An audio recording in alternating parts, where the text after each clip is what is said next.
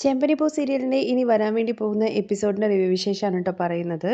വീഡിയോയിലേക്ക് കിടക്കുന്നതിന് മുമ്പായിട്ട് വീഡിയോ എല്ലാവരും ഒന്ന് ലൈക്ക് ചെയ്ത് ഹൈപ്പ് ചെയ്ത് കാണാൻ വേണ്ടി ശ്രമിക്കണേ. ശ്രുതി ഇങ്ങനെ കടയിലിരുന്ന് ഇങ്ങനെ ഓരോന്ന് ആലോചിച്ചുകൊണ്ടിരിക്കുന്ന സമയത്ത് ശ്രുതി കണക്കും കാര്യങ്ങളൊക്കെ നോക്കിയിട്ട് ശ്രുതിക്ക് അരികിലേക്ക് ചെല്ലുവാണ്. എന്നിട്ട് വാഷിംഗ് മെഷീൻ്റെ സ്റ്റോക്ക് കഴിഞ്ഞു, ഡീലറിനെ വിളിച്ചിട്ട് പറയാൻ വേണ്ടി പറയുന്നുണ്ട്.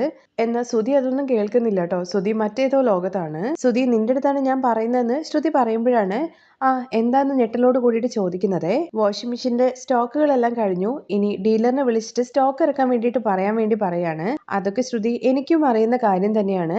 ഡീലർ ആണെന്നുണ്ടെങ്കിൽ 75,000 രൂപ അയച്ചു കൊടുക്കാൻ വേണ്ടി പറഞ്ഞു. അതങ്ങ് അയച്ചു കൊടുത്താൽ പോരെന്ന് ശ്രുതി ഭയങ്കര കാഷ്വൽ ആയിട്ട് ചോദിക്കുവാണേ. ശ്രുതി നീ എന്തറിഞ്ഞിട്ടാ ഈ പറയുന്നത്? കയ്യിൽ പണം വേണ്ടേ? ഞാൻ മറ്റുള്ളവരെ സഹായിക്കാൻ വേണ്ടി പോയിട്ട് ഇപ്പോൾ പെട്ടിരിക്കുന്ന അവസ്ഥയാണ്. പോരേത്തതിനാണെന്നുണ്ടെങ്കിൽ വീട്ടിൽ പൂജ അത് ഇതെന്നൊക്കെ പറഞ്ഞിട്ട് സച്ചിയാണെന്നുണ്ടെങ്കിൽ 5,000 രൂപ മേടിക്കുകയും ചെയ്തു. ഇപ്പൊ സുധി നീ എന്തിനാണ് ഇങ്ങനെ പുലമ്പിക്കൊണ്ടിരിക്കുന്നത്? 5,000 രൂപ ഞാനല്ലേ സുധിക്ക് തന്നത്? അതെ, അതൊക്കെ ശരി തന്നെയാണ്. സുധി ഇങ്ങനെ ടെൻഷൻ ആവേണ്ട ഒരു കാര്യമില്ല. ഇപ്പൊ ഫെസ്റ്റിവൽ ടൈം അല്ലേ വരുന്നത്, അതുകൊണ്ട് തന്നെ നല്ല കച്ചവടം നടക്കും, ടെൻഷൻ ആവാതിരിക്കുന്നൊക്കെ പറഞ്ഞിട്ട് സമാധാനിപ്പിക്കുന്ന സമയത്താണ് അങ്ങോട്ടേക്ക് കണ്ടു കഴിഞ്ഞാൽ കുറച്ച് ഹൈ ടീമായിട്ട് തോന്നുന്ന ഒരാൾ കയറി വരുന്നത് ശ്രുതി കാണുമ്പോഴേക്കും ശ്രുതി നിന്റെ നാവ് പൊന്നാവട്ടെ, നീ പറഞ്ഞതുപോലെ തന്നെ ഒരു വലിയ ഓർഡർ ആണെന്ന് തോന്നുന്നു, ഞാൻ കസ്റ്റമറിനെ പോയി മീറ്റ് ചെയ്തിട്ട് വരാം എന്ന് പറഞ്ഞിട്ട് കസ്റ്റമറിന്റെ അരികിലേക്ക് ചെല്ലുവാണ്.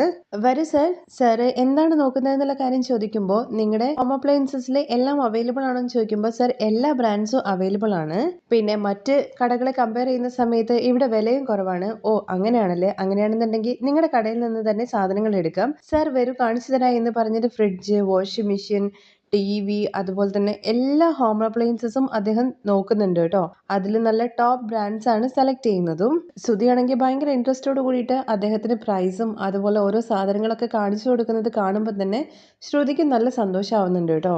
അയാൾ പറഞ്ഞിരിക്കുന്ന സാധനങ്ങളൊക്കെ പേപ്പറിനകത്ത് നോട്ട് ചെയ്തിട്ട് ശ്രുതിക്ക് അരികിലേക്ക് വന്നിട്ട് ശ്രുതി നീ പറഞ്ഞതുപോലെ തന്നെ ഇന്ന് നമുക്ക് വലിയൊരു കച്ചവടം തന്നെ നടക്കാൻ വേണ്ടി പോവുകയാണ്. കണ്ടില്ലേ, എല്ലാം അദ്ദേഹം സെലക്ട് ചെയ്തിരിക്കുന്ന ടോപ്പ് ബ്രാൻഡ്സ് ആണ്.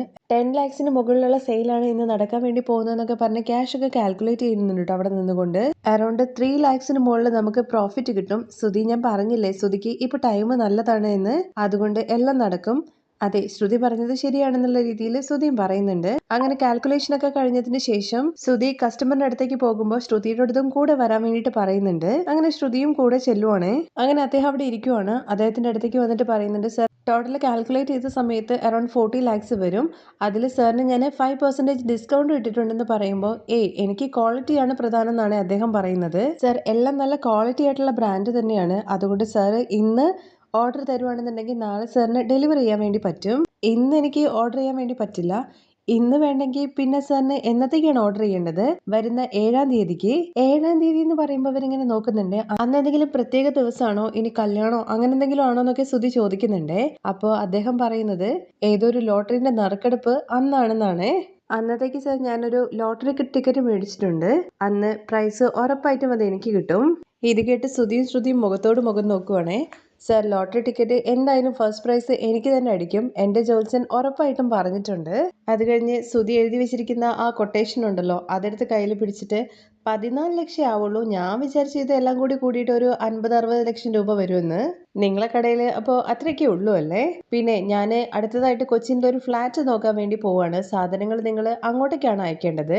ഇത് കേട്ട ശ്രുതിയാണെന്നുണ്ടെങ്കിൽ ഓ കൊച്ചിയിൽ ഫ്ലാറ്റ് അല്ലേ, ഇപ്പൊ പറഞ്ഞു കഴിഞ്ഞാൽ നിങ്ങളുടെ കയ്യിൽ ഒരു 10 പൈസ പോലും എടുക്കാനില്ല അല്ലേ? ലോട്ടറി മേടിക്കാൻ വേണ്ടിയിട്ടാണല്ലേ ഇപ്പൊ ഇതൊക്കെ കാണിച്ചു കൂട്ടുന്നത്? ഇത് നോക്കൂ സർ, ലോട്ടറി ഉറപ്പായിട്ടും എനിക്ക് അടിക്കും എന്നുള്ള കാര്യം ജോത്സ്യൻ പറഞ്ഞു കഴിഞ്ഞു. നിങ്ങൾ എന്താ ഞങ്ങളെ കുറിച്ച് വിചാരിച്ചുകൊണ്ടിരിക്കുന്നത്? ഞങ്ങളിവിടെ ചുമ്മാ ഇരിക്കുകയാണെന്നാണോ? രാവിലെ വന്നിട്ട് മനുഷ്യനെ മെനക്കെടുത്താണെന്നൊക്കെ പറയുമ്പോഴേക്കും ശ്രുതിയാണെന്നുണ്ടെങ്കിൽ ശ്രുതി ഒന്ന് സമാധാനമായിട്ട് ഇരിക്കുന്നു പറയണേ. എങ്ങനെ സമാധാനമായിട്ട് ഇരിക്കുന്നത്? രാവിലെ തന്നെ ഇറങ്ങിക്കോളും ഓരോന്ന് വേഷം കെട്ടിയിട്ട്. നിങ്ങൾ എന്തിനാണ് ടെൻഷൻ ആവുന്നത്? എനിക്ക് ലോട്ടറി അടിക്കുന്നുള്ള കാര്യം നിങ്ങളും പോസിറ്റീവായിട്ട് തിങ്ക് ചെയ്യൂ. അങ്ങനെ എനിക്ക് ലോട്ടറി അടിച്ചു കഴിഞ്ഞ് കഴിഞ്ഞാൽ 14 ലക്ഷം രൂപയുടെ കച്ചവടം നിങ്ങൾക്ക് നടക്കില്ലേ? ഞങ്ങളിവിടെ 100,000 പ്രശ്നങ്ങൾക്കിടയിലുള്ളത്. ആ സമയത്ത് നിങ്ങൾ ഞങ്ങളെ ദേഷ്യം പിടിപ്പിക്കാനാണോ ഇങ്ങോട്ട് വന്നതെന്ന് ചോദിക്കുമ്പോൾ നിങ്ങൾ എന്തിനാണ് ദേഷ്യപ്പെടുന്നത്? ഇതുപോലെ തന്നെ ഞാൻ ഫർണിച്ചർ കടയിൽ, കമ്പ്യൂട്ടർ കടയിൽ എല്ലായിടത്തും പോയല്ലോ, അവിടെയുള്ള ആൾക്കാരൊക്കെ എന്ത് സമാധാനപരമായിട്ടാണ് എനിക്ക് കൊട്ടേഷൻ തന്നത്. അപ്പോൾ ഈ നാട്ടിലുള്ള എല്ലാ കടക്കാരെയും വെറുപ്പിക്കാൻ വേണ്ടിയിട്ട് ഇറങ്ങി പുറപ്പെട്ടതാണല്ലേ? നിങ്ങൾ എന്ത് വർത്താനായി പറയുന്നത്? നിങ്ങളുടെ ജോലി എന്താ? ആൾക്കാർ വന്നു കഴിഞ്ഞ് കഴിഞ്ഞാൽ ഇവിടുത്തെ സാധനങ്ങൾ എടുത്ത് കാണിച്ചു കൊടുക്കലല്ലേ, അല്ലാതെ ഇങ്ങനെ ദേഷ്യപ്പെട്ട് കഴിഞ്ഞ് കഴിഞ്ഞാലുണ്ടല്ലോ നിങ്ങളുടെ കട പാതി തന്നെ അടച്ചിട്ട് പോകുമെന്ന് പറയണേ. നിങ്ങൾ എന്ത് വർത്താനം പറയുന്നത് എന്നുള്ള കാര്യം ചോദിച്ചുകൊണ്ട് ശ്രുതിയാണെന്നുണ്ടെങ്കിൽ അദ്ദേഹത്തിന്റെ ഷർട്ടിന്റെ കോളറിൽ കയറി പിടിക്കുവാണേ. ആ ശബ്ദമൊക്കെ കേട്ടിട്ട് സെക്യൂരിറ്റിയും അതുപോലെ തന്നെ അവിടെയുള്ള സ്റ്റാഫുകളും എല്ലാവരും എത്തുന്നുണ്ട്. ഷർട്ടിന്റെ കോളർ വിടാൻ വേണ്ടി പറഞ്ഞിട്ട് ശ്രുതിയെ പിടിച്ചിട്ട് അദ്ദേഹം അങ്ങ് മാറ്റുന്നുണ്ട്. അപ്പോഴാണ് ശ്രുതിയുടെ കഴുത്തിലുള്ള കരിങ്കാലിമാല കാണുന്നത്. ഇതെന്താന്ന് ചോദിക്കുമ്പോൾ ഇത് കരിങ്കാലിമാല, ഇത് എന്റെ വിശ്വാസമാണ്, അതുപോലെ തന്നെ ലോട്ടറി അടിക്കുമെന്നുള്ളത് എന്റെ വിശ്വാസമാണ്. നിങ്ങൾ എന്തിനാണ് എല്ലാം നെഗറ്റീവായിട്ട് ചിന്തിക്കുന്നത്? ആദ്യം നിങ്ങൾ ഈ കടയിൽ നിന്ന് പുറത്തു പോകാൻ വേണ്ടിയിട്ട് ശ്രുതി ആവശ്യപ്പെടുന്നുണ്ട്. കടയിൽ നിന്നൊക്കെ ഞാൻ പൊക്കോളാം, എനിക്ക് എന്തായാലും ലോട്ടറി അടിക്കും, പക്ഷെ സാധനങ്ങളൊന്നും നിങ്ങളുടെ കടയിൽ നിന്ന് ഞാൻ ഒരിക്കലും മേടിക്കില്ല. പിന്നെ നിങ്ങൾ എവിടെ വേണമെങ്കിൽ മേടിച്ചോ. ബോഡി ഗാർഡ് അവനെ പിടിച്ച് പുറത്തേക്ക് ഇടുന്ന് പറഞ്ഞിട്ട് അയാൾ തൂക്കിയടിച്ച് ബോഡി ഗാർഡ് ആണെന്നുണ്ടെങ്കിൽ പുറത്ത് കൊണ്ടുപോയിട്ട് ഇടുന്നുണ്ട്. സ്റ്റാഫുകൾ എല്ലാവരും നോക്കി നിൽക്കുന്നത് കാണുമ്പോഴേക്കും അവരെടുത്ത് പോയിട്ട് ജോലി നോക്കാനും ശ്രുതി ആവശ്യപ്പെടുവാണ്. ശ്രുതി ടെൻഷൻ ആവുന്നത് കാണുമ്പോഴേക്കും ശ്രുതിയാണെന്നുണ്ടെങ്കിൽ ശ്രുതി നീ ടെൻഷൻ ആവല്ലേ, വിട്ടേക്ക് എന്ന് പറയുന്നുണ്ട്. കുറച്ച് സമയങ്ങൾ കൊണ്ട് ഞാൻ എന്തോ ഒരു സ്വപ്നം കണ്ടു എന്നുള്ള കാര്യം അറിയോ? ശ്രുതി എന്ത് ചെയ്യാനാണ്, ചിലര് ഇങ്ങനെയുണ്ട് മറ്റുള്ളവരെ പറ്റിക്കാൻ വേണ്ടിയിട്ട് ചുറ്റിക്കറങ്ങുന്നവര്, അതങ്ങ് വിട്ടേക്ക്.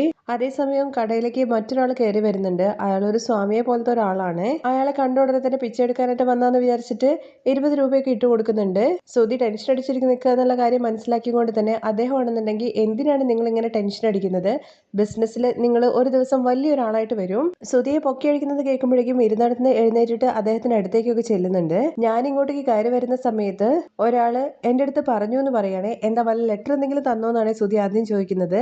ലെറ്റർ ഒന്നുമല്ല, നിങ്ങൾക്ക് ലെറ്റർ തരുന്ന ആള് ആരാണെന്നുള്ള കാര്യം അറിയണമെന്നുണ്ടെങ്കിൽ അമ്പലത്തിന്റെ പേര് പറഞ്ഞിട്ട് 4 മണിക്ക് അവിടേക്ക് വരാൻ വേണ്ടിയിട്ട് ശ്രുതിയുടെ അടുത്ത് പറയുന്നുണ്ട് കേട്ടോ. ശരി ഞാൻ വരട്ടെ എന്ന് പറഞ്ഞിട്ട് അദ്ദേഹം അങ്ങ് പോകുകയും ചെയ്യുന്നുണ്ട്. 4 മണിക്ക് അമ്പലത്തിൽ വരാൻ വേണ്ടി പറഞ്ഞല്ലോ, അതുകൊണ്ട് ആരാണ് അയാൾ എന്നുള്ള കാര്യം കാണണമെന്ന് ഉറച്ച തീരുമാനത്തോട് കൂടിയിട്ട് ശ്രുതിയെയും അതുപോലെ തന്നെ ബോഡി ഗാർഡിനെയും കൂട്ടിയിട്ട് പോകുന്നുണ്ട് കേട്ടോ. ശ്രുതിക്കാണെന്നുണ്ടെങ്കിൽ നല്ല ടെൻഷനുണ്ട്. ഇതെല്ലാം ഒപ്പിക്കുന്നത് നവീനാണെന്നുള്ള കാര്യം ശ്രുതിക്ക് അറിയാലോ. ഇനി അവൻ എന്ത് പണിയായിരിക്കും ഒപ്പിക്കാൻ വേണ്ടി പോകുന്നതെന്നൊക്കെ മനസ്സിൽ വിചാരിച്ചുകൊണ്ടാണ് ശ്രുതിക്കൊപ്പം ചെല്ലുന്നത്. അമ്പലത്തിലെത്തിയ ഉടനെ തന്നെ ശ്രുതിയുടെ അടുത്ത് വരാൻ വേണ്ടി പറയുന്നുണ്ട്. പക്ഷെ ശ്രുതിയാണെന്നുണ്ടെങ്കിൽ ഇല്ല ശ്രുതി, എനിക്ക് അർജന്റായിട്ടൊരു കാര്യം ചെയ്യാനുണ്ട്, ഒരു കോൾ ചെയ്തിട്ട് ഞാൻ വന്നോളാം, ശ്രുതി പോയിക്കോ എന്ന് പറയാണേ. ഇല്ല അതൊക്കെ നമുക്ക് പിന്നെ ചെയ്യാം, നീ ഉള്ളിലേക്ക് കയറി വാ, അയാൾ കാരണം നിനക്കും പ്രശ്നം ഉണ്ടായിട്ടുണ്ടല്ലോ, അതുകൊണ്ട് ആരാണ് അയാളെന്നുള്ള കാര്യം നമുക്ക് കണ്ടുപിടിച്ചേ പറ്റുള്ളൂ എന്ന് പറഞ്ഞിട്ട് ശ്രുതിയെ നിർബന്ധിച്ച് കൂട്ടിക്കൊണ്ടുപോവാണ്. പോകുന്ന സമയത്ത് ബോഡി ഗാർഡിന്റെ അടുത്ത് പറയുന്നുണ്ട് അവനെ എവിടെ വെച്ച് കണ്ടു കഴിഞ്ഞാലും തല്ലി ചതയ്ക്കാൻ വേണ്ടിയിട്ട്. പക്ഷേ ബോസ് ഇത് അമ്പലമല്ലേ എന്നുള്ള കാര്യം ചോദിക്കുമ്പോൾ ഓ അതും ശരി തന്നെയാണ്, എന്തായാലും ആദ്യം അവനാരാന്നുള്ള കാര്യം കണ്ടെത്താം, അതിനുശേഷം എന്ത് ചെയ്യണം എന്നുള്ള കാര്യം തീരുമാനിക്കാം എന്ന് പറഞ്ഞിട്ടാണ് ഉള്ളിലേക്ക് കയറുന്നത്. ശ്രുതിക്കാണെങ്കിൽ നല്ല ടെൻഷനുണ്ട്. ഇനിയിപ്പോ എന്തായിരിക്കും നവീന അടുത്തതായിട്ട് ഒപ്പിക്കാൻ വേണ്ടി പോകുന്നതെന്നുള്ള കാര്യം ആലോചിച്ചിട്ട്.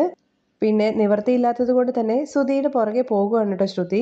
അതേസമയം പ്രവീൺ ആണെന്നുണ്ടെങ്കിൽ കാവ്യൊക്കെ എടുത്തിട്ട് ഒരു സ്വാമിയെ പോലെ വേഷം കെട്ടിയിട്ട് അവിടെയുള്ള ആൾക്കാരിൽ നിന്നൊക്കെ അന്നദാനത്തിന് അതുപോലെ തന്നെ മറ്റു കാര്യങ്ങൾക്ക് എന്നൊക്കെ പറഞ്ഞിട്ട് പണമൊക്കെ മേടിക്കുന്നുണ്ട്. അത് ശ്രുതിയാണ് കേട്ടോ ഫസ്റ്റ് കാണുന്നത്. ഇത് നവീൺ ആണല്ലോ എന്നുള്ള കാര്യം വിചാരിച്ചിട്ട് അവിടെ നിൽക്കുമ്പോഴേക്കും ശ്രുതിക്ക് കണ്ട ഉടനെ തന്നെ അത് നവീണാന്നുള്ള കാര്യം മനസ്സിലാവുന്നുണ്ട്.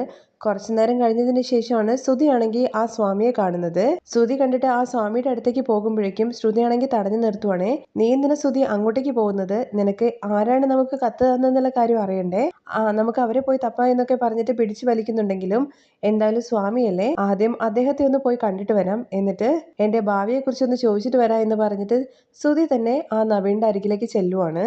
നവീനെ അറിയാലോ ശ്രുതി അങ്ങോട്ടേക്ക് വരും എന്നുള്ള കാര്യം. ശ്രുതിയെ കണ്ട ഉടനെ തന്നെ പറയുന്നുണ്ട് ഈ പൗർണമിക്ക് ഈ അമ്പലത്തില് അന്നദാനം നടത്താൻ വേണ്ടി പോവുകയാണ്, വിശപ്പടക്കുന്നതിനേക്കാളും വലിയൊരു ദാനം വേറെ ഇല്ലല്ലോ, അതുകൊണ്ട് തന്നെ നിങ്ങളെ കൊണ്ട് പറ്റുന്ന ഒരു ദക്ഷിണ വെക്കാൻ വേണ്ടിയിട്ട് പറയുന്നുണ്ട്. കേട്ട ഉടനെ തന്നെ പൈസയൊക്കെ എടുത്തിട്ട് വെക്കാൻ വേണ്ടി പോകുമ്പോഴേക്കും നിങ്ങളെ ഞാൻ എവിടെയോ കണ്ടിട്ടുണ്ടല്ലോ എന്നുള്ള കാര്യം നവീനെ നോക്കിയിട്ട് ശ്രുതി പറയുവാണേ. ഞാന് ഇതുപോലെ ഒരുപാട് അമ്പലങ്ങളിൽ ചുറ്റിക്കറങ്ങുന്ന ആളാണ്, പക്ഷെ എന്നെ നിങ്ങൾ കാണാൻ വേണ്ടിയിട്ട് സാധ്യതയില്ല. പൈസ അതിനകത്ത് ഇട്ടതിന് ശേഷം എവിടെയായിരിക്കും കണ്ടതെന്ന് ഇങ്ങനെ ശ്രുതി ഇങ്ങനെ ആലോചിച്ച് നിൽക്കുന്നുണ്ട്. അത് കഴിഞ്ഞ് ശ്രുതിക്ക് പണി കൊടുക്കണല്ലോ. ഇത് നിങ്ങളുടെ ഭാര്യയാണോ എന്ന് ചോദിക്കുമ്പോൾ അതേന്ന് പറയുന്നുണ്ട്. കല്യാണി കല്യാണി എന്നിങ്ങനെ കൈകൊണ്ട് ഇങ്ങനെ ആക്കിയിട്ട് പറയുന്നുണ്ട്. അത് കേൾക്കുമ്പോഴേക്കും ശ്രുതിക്ക് ഭയങ്കരമായിട്ട് ടെൻഷൻ ആവാണ്. എന്നാൽ ശ്രുതി ചോദിക്കുന്നുണ്ട് എന്താ നിങ്ങൾ പറഞ്ഞത് മനസ്സിലായില്ലല്ലോ എന്ന്. കല്യാണിയുടെ കൃപ അതുപോലെയുണ്ട് നിങ്ങളുടെ ഭാര്യയ്ക്ക്, അവരുടെ രാശി കാരണം നിന്നെ ഒരുപാട് ഉയരങ്ങളിലേക്ക് എത്തിക്കും. നിങ്ങളെ കണ്ടാൽ തന്നെ അറിയാലോ വലിയൊരു ബിസിനസ്മാൻ ആണ് എന്നുള്ള കാര്യം നിങ്ങൾ ശരിയായിട്ടാണ് സ്വാമി പറഞ്ഞത്. അല്ല ഈ അമ്പലത്തിലേക്ക് നിങ്ങൾ എന്തിനു വേണ്ടിയിട്ട് വന്നതെന്ന് ചോദിക്കുന്നുണ്ടേ. അത് കേട്ട ഉടനെ ശ്രുതി അവിടെ നിന്ന് ഇങ്ങനെ പറയുന്നുണ്ട് അമ്പലത്തിലേക്ക് എന്തിനാ വരിക, പ്രാർത്ഥിക്കാനല്ലാതെ. അല്ലെങ്കിലും ഈ പെണ്ണുങ്ങളുടെ കാര്യം ഇങ്ങനെ തന്നെയാണ്, നമ്മൾ എന്തിനാണ് ചോദിക്കുന്നത് എന്നുള്ള കാര്യം മനസ്സിലാക്കില്ല. ഒരു തവണ പറഞ്ഞു കഴിഞ്ഞാലും അവർക്ക് മനസ്സിലാകത്തുമില്ല. പറയുന്നത് കേൾക്കാതെ വെറുതെ അവസരപ്പെടും. ഒരു തവണ പറഞ്ഞു കഴിഞ്ഞു കഴിഞ്ഞാൽ അത് മനസ്സിലാക്കണം. തുടർന്ന് സുധിയാണെന്നുണ്ടെങ്കിൽ അദ്ദേഹത്തിന്റെ അടുത്ത് പറയുന്നുണ്ട്, ഞാൻ ഒരാളെ തെരഞ്ഞു വന്നതാണ്. ആരേത് ചോദിക്കുമ്പോൾ അത് സ്വാമി നിങ്ങൾക്ക് പറഞ്ഞ മനസ്സിലാവില്ല, നിങ്ങളുടെ പേര് സുധീന്ദ്രൻ എന്നല്ലേ എന്നുള്ള കാര്യം സ്വാമി അങ്ങോട്ട് ചോദിക്കുവാണേ. അതില് സുധി അങ്ങ് വീണു പോവുകയാണ്. അയ്യോ സ്വാമി, സ്വാമിക്ക് എങ്ങനെയാ ഈ കാര്യങ്ങളൊക്കെ അറിയുന്നതെന്ന് ചോദിക്കുമ്പോൾ, എന്റെ ജ്ഞാന കണ്ണാൽ നീ ആരാണ്, നീ എന്ത് ജോലി ചെയ്യുന്നു, നിന്റെ ഭാര്യ ആരാണെന്നും അവള് ഏത് തരത്തിൽപ്പെട്ട ആളാണ് എന്നൊക്കെ എനിക്ക് നന്നായിട്ട് അറിയാം. നവീന്റെ സംസാരം കേൾക്കുമ്പോൾ ശ്രുതിക്ക് ശരിക്കും പേടിയാവുന്നുണ്ട് കേട്ടോ. എന്തെങ്കിലും മണ്ടത്തരങ്ങള് അവൻ ഒപ്പിക്കോ എന്നുള്ളൊരു ഭയമുണ്ട്. ജ്ഞാന കണ്ണുണ്ട്, അതുകൊണ്ട് എല്ലാ കാര്യങ്ങളും ഞങ്ങൾക്ക് അറിയാൻ വേണ്ടി പറ്റും. നീ ആരെ തേടിയിട്ടാ വന്നതെന്നുള്ള കാര്യം എനിക്കറിയാം. കുറച്ച് സമയം മുമ്പ് അദ്ദേഹം ഇവിടെ വന്ന് എന്നെയുമായിട്ട് സംസാരിച്ചു. അതിനിടയ്ക്ക് ശ്രുതിയാണെന്നുണ്ടെങ്കിൽ ശ്രുതി അവിടെ നിന്ന് എങ്ങനെയെങ്കിലും കൊണ്ടുപോകണമെന്ന് വിചാരിച്ചിട്ട് ശ്രുതി വാ അവിടെ എവിടെയെങ്കിലും പോയിട്ട് നോക്കാം എന്ന് പറയുമ്പോൾ, നിക്ക് ശ്രുതി, ഇദ്ദേഹം എന്തോ പറയാൻ വേണ്ടി വരുന്നു. അയാള് ഇദ്ദേഹത്തെ വന്ന് കണ്ടു എന്നാ തോന്നുന്നത്. എന്താ സ്വാമി, നിങ്ങൾക്ക് വല്ല ലെറ്റർ മറ്റോ തന്നിട്ടുണ്ടോ എന്ന് ചോദിക്കുമ്പോൾ, ഒരു ലെറ്റർ തന്നിട്ടുണ്ട് നിങ്ങളുടെ കയ്യിൽ ഏൽപ്പിക്കാൻ വേണ്ടിയിട്ട്. ലെറ്റർ കൊടുക്കുന്ന സമയത്ത് ശ്രുതി മനസ്സിൽ വിചാരിക്കുന്നത് ഇനിയിപ്പോൾ അതിനകത്ത് എന്താ എഴുതിയിരിക്കുന്നത് എന്നുള്ള കാര്യമാണ്. എന്നാൽ ശ്രുതിയെ നോക്കിയിട്ട് ചിരിച്ചുകൊണ്ടിരിക്കുകയാണ് കേട്ടോ നവീൻ. അതിൻ്റെ ഇടയ്ക്ക് ബോഡി ഗാർഡ് പറയുന്നുണ്ട്, ബോസ് അതിനകത്ത് എന്താ എഴുതിയെന്നുള്ള കാര്യം വായിക്കാൻ വേണ്ടിയിട്ട്. ആ ലെറ്ററിനകത്ത് എഴുതിയിരിക്കുന്നത്, ശ്രുതി, ഞാൻ അയച്ചിരിക്കുന്ന ലെറ്റർ എല്ലാം കണ്ടിട്ട് നീ ഭയന്നു അല്ലേ? നീ ഭയന്ന് ജീവിക്കാൻ വേണ്ടിയിട്ടാണ് നിനക്ക് ഞാൻ ലെറ്ററുകൾ അയച്ചു തന്നിരിക്കുന്നത്. ഞാൻ ആരാണെന്നുള്ള കാര്യം നിനക്കറിയണ്ടേ? എന്റെ പേരെന്താന്നുള്ള കാര്യം നിനക്കറിയണ്ടേ? അതില് ഞാനൊരു ക്ലൂ തരാം എന്ന് പറഞ്ഞിട്ട് ഒരു നടൻ അഭിനയിച്ച സിനിമയുടെ പേരില് എന്റെ പേരുണ്ടെന്നുള്ള കാര്യം പറയാണേ. അങ്ങനെ പറഞ്ഞ് സച്ചിയുടെ പേരുമായിട്ട് സാമ്യമുള്ള ഒരു സിനിമയുടെ പേര് പറയുകയും ഇത് സച്ചിയാണ് ചെയ്തതെന്നുള്ള രീതിയിൽ ശ്രുതിക്ക് തോന്നുകയും ചെയ്യാണ്. ഉടനെ തന്നെ സ്വാമിയുടെ അടുത്ത് സച്ചിയുടെ ഫോട്ടോ കാണിച്ചിട്ട് ചോദിക്കുന്നുണ്ട്, ഇയാളാണോ നിങ്ങൾക്ക് ലെറ്റർ കൊണ്ട് തന്നെ എന്നുള്ള കാര്യം. സച്ചിയുടെ ഫോട്ടോ കാണുമ്പോൾ തന്നെ നവീനാണെന്നുണ്ടെങ്കിൽ സച്ചി അന്ന് ഇടിച്ചതും അതുപോലെ പോലീസിന് പിടിച്ചു കൊടുത്ത കാര്യങ്ങളൊക്കെയാണ് മനസ്സിലേക്ക് വരുന്നത്. അതുകൊണ്ട് തന്നെ ഇവനിട്ടൊരു പണി കൊടുക്കുക എന്ന് വിചാരിച്ചിട്ട് ആ പേര് പറയാൻ വേണ്ടി പോവുകയാണ്. പോകുന്നതിന് മുമ്പായിട്ട് സച്ചി നിങ്ങളുടെ ആരാണെന്നുള്ള കാര്യം ചോദിക്കുന്നുണ്ടേ. ഇത് എൻ്റെ അനിയൻ സച്ചിയാണെന്നുള്ള കാര്യം ശ്രുതി പറയാണ്. അതെ, ഇയാൾ തന്നെയാണ് എനിക്ക് ഇവിടെ വന്നിട്ട് ലെറ്റർ തന്നിട്ട് പോയ ആളെന്ന് നവീൻ അങ്ങ് പറയാണ്. നവീന് എങ്ങനെയെങ്കിലും ഒരു വീട്ടിലൊരു പ്രശ്നം ഉണ്ടാക്കണമല്ലോ, അതിന് വേണ്ടിയിട്ടൊന്ന് കോർത്തു കൊടുത്തതാണ്. ഓ, അപ്പൊ അവന്റെ പണിയാലേ ഇത്, എന്നെ എങ്ങനെയെങ്കിലും നശിപ്പിക്കണം എന്നുള്ള ഒറ്റ ചിന്തയായിട്ടാണ് അവൻ ഇങ്ങനെയൊക്കെ ചെയ്തിരിക്കുന്നത്. ഇത് കേട്ട് ശ്രുതിയാണെന്നുണ്ടെങ്കിൽ സച്ചി എന്തിനാ ഇങ്ങനെയൊക്കെ ചെയ്യാൻ വേണ്ടി പോകുന്നതെന്ന് ചോദിക്കുകയാണേ. ഈ സ്വാമി വെറുതെ തെറ്റിദ്ധരിച്ച് എന്തോ പറയാണ്. ഇല്ല, ഇയാള് പറഞ്ഞത് കറക്റ്റ് തന്നെയാണ്, അവൻ തന്നെയായിരിക്കും ഇത് ചെയ്തിട്ടുണ്ടാവുക. ബോഡി ഗാർഡ് കൂടെ വാ എന്ന് പറഞ്ഞിട്ട് ശ്രുതി അങ്ങ് പോവുകയാണേ.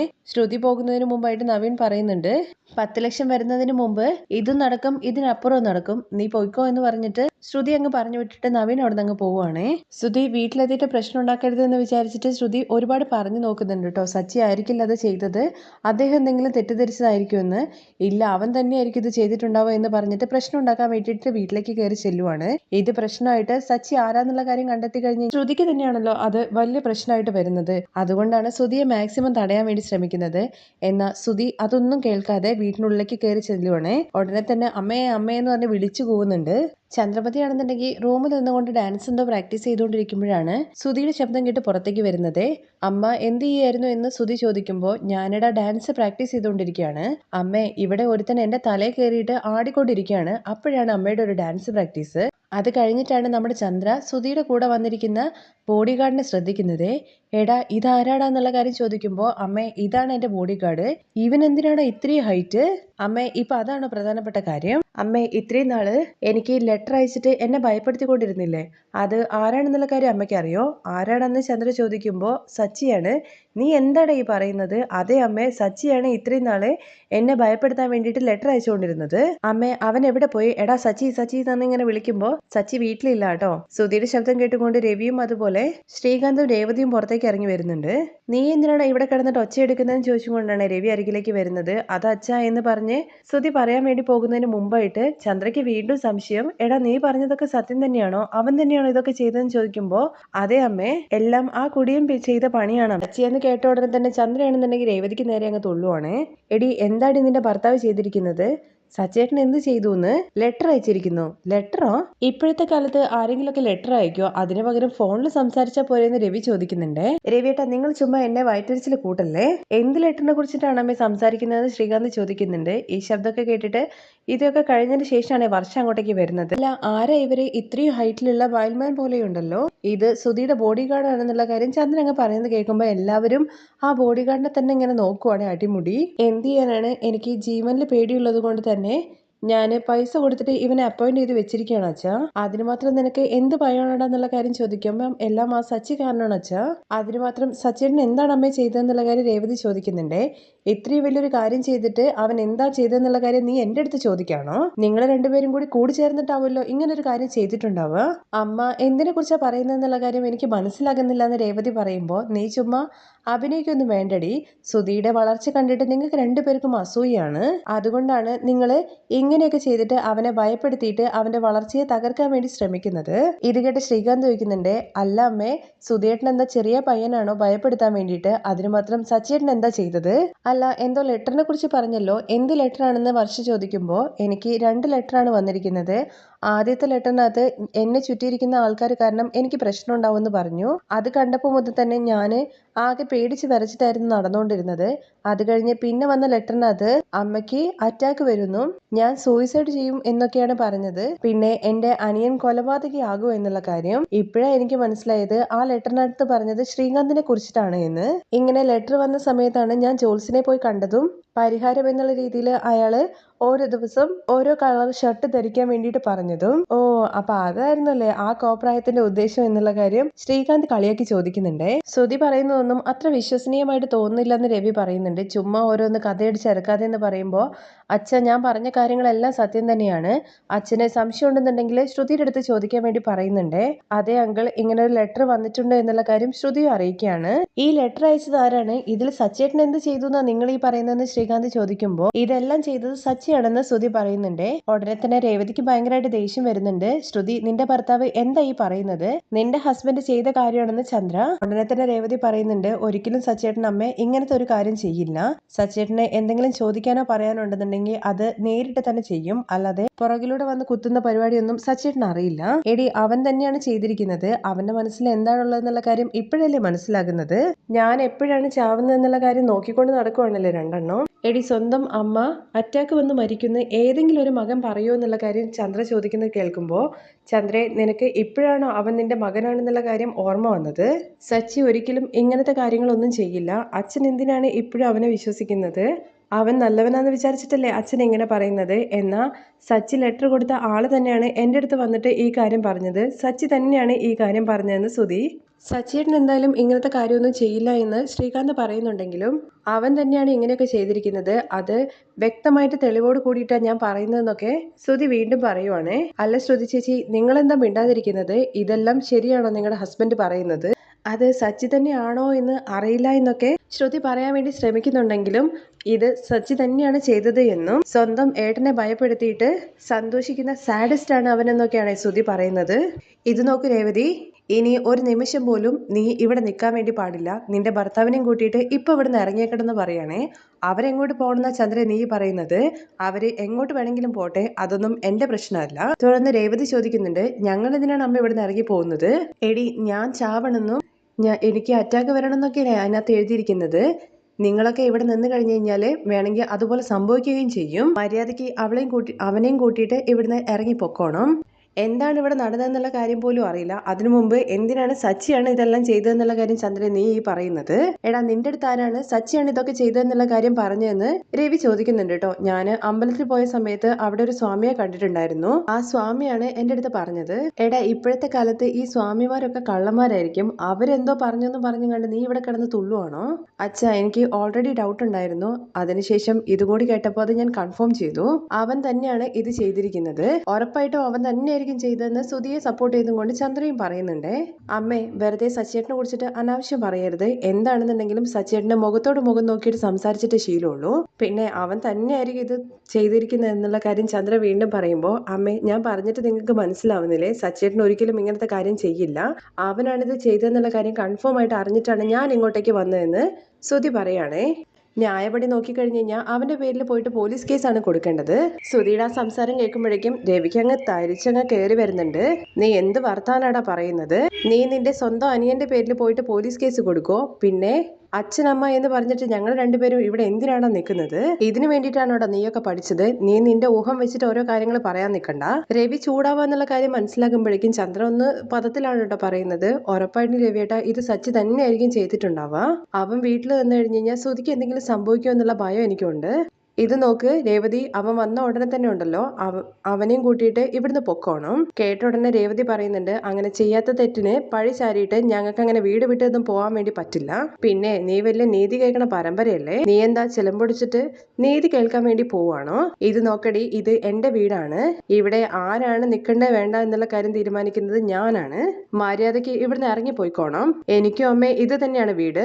അങ്ങനെയൊന്നും എനിക്ക് പോകാൻ വേണ്ടി പറ്റില്ല എന്ന് ചന്ദ്രയുടെ മുഖത്തടിച്ചതുപോലെ പറയാൻ കേട്ടോ നമ്മുടെ രേവതി. ഇത് കേട്ടിട്ട് ഷോക്കായിട്ട് ഇങ്ങനെ നിൽക്കുവാണ് കേട്ടോ നമ്മുടെ ചന്ദ്ര. അതൊന്നും അവസാനിക്കുന്നില്ല കേട്ടോ. സച്ചി വന്നിട്ട് സ്തുതിക്കിട്ടിട്ട് പൊട്ടിക്കുന്നുണ്ട്. ആ കാര്യങ്ങളൊക്കെ കേൾക്കാൻ താല്പര്യം ഉണ്ടെന്നുണ്ടെങ്കിൽ നെക്സ്റ്റ് എപ്പിസോഡിൽ കമന്റ് ചെയ്യണേ. താങ്ക്